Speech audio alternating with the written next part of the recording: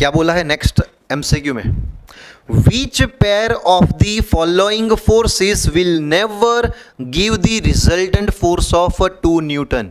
मुझे resultant force का magnitude 2 Newton चाहिए।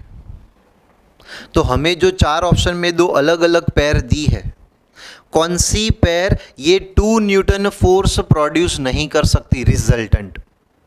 तो पहले ये चेक करना पड़ेगा, मुझे जो 2 पेयर दी है, दोनों पेयर से मैक्सिमम मैग्नीट्यूड कितना मिलता है, मिनिमम मैग्नीट्यूड कितना मिलता है।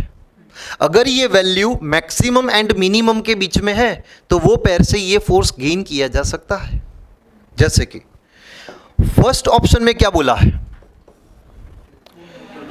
2 न्यूटन एंड 2 न्यूटन। जब बेटा दोनों सेम डायरेक्शन में होते हैं तो मैक्सिमम वैल्यू देते हैं 4 न्यूटन। जब दोनों ऑपोजिट डायरेक्शन में होते हैं तो सबट्रैक्शन कर दो तो 0 न्यूटन होता है। मतलब जो मुझे रिजल्टेंट चाहिए था 2 न्यूटन, वो ये दोनों के बीच में है ना, मिनिमम मैक्सिमम के बीच में, मतलब 2 न्यूटन ये दोनों से गेन किया जा सकता है कुछ एंगल पे सेट करके, बराबर। अच्छा, सेकंड ऑप्शन क्या दिया है, 1 न्यूटन एंड 1 न्यूटन,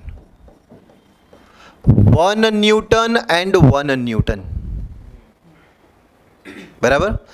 अगर दोनों को सेम डायरेक्शन में रखूं, लो वो तो डायरेक्ट मिल गया, बराबर। एंड ऑपोजिट डायरेक्शन में रखूं 0 न्यूटन। थर्ड,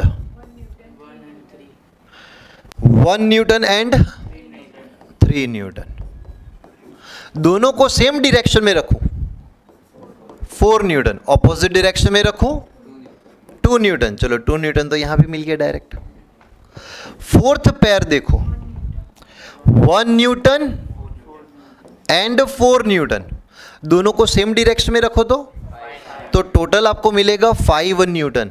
दोनों को ऑपोजिट डायरेक्शन में रखो तो 3 न्यूटन।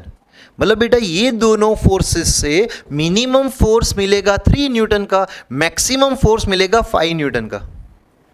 तो ये पेयर से 2 न्यूटन फोर्स प्रोड्यूस किया ही नहीं जा सकता। समझ में आ रहा है? पक्का?